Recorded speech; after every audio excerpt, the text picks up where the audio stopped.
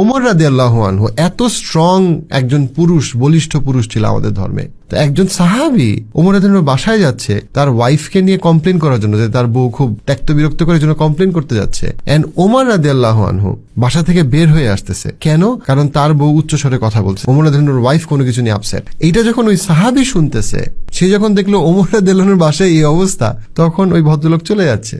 মানে আমি যে বিপদে আছি উনিও তো একই বিপদে আছে। ওমর রাদিয়াল্লাহু যখন বাসা থেকে আসছে, যেহেতু উনি খুব দূরদৃষ্টি সম্পন্ন ছিল, উনি জিনিসটা বুঝছে এবং উনি তাকে ডাকছে যে তুমি আসো, এবং উনি বুঝে ফেলছে কি হয়েছে। এবং ওমর রাদিয়াল্লাহু তাকে বলতেছে যে দেখো, আমি যখন বাসার বাইরে থাকি তখন আমার সন্তানদেরকে এবং আমার ঘর সবকিছু ও মেইনটেইন করে, ও টেক কেয়ার করে। মানে ওনার স্ত্রীর ব্যাপারে বলতেছে ওমর রাদিয়াল্লাহু। ওমর রাদিয়াল্লাহুকে দেখলে সবাই ভয় পাইতো, সেইখানে উনি ওনার স্ত্রীর ব্যাপারে এইভাবে কথা বলতেছে অন্য একটা পুরুষের সামনে, অন্য একটা পুরুষের কাছে। এমন একটা সময় যখন ওনার স্ত্রী উত্তেজিত হয়ে কিছু বলতেছে, যেটা বাসার বাইরে থেকে শোনা যায়। আপনি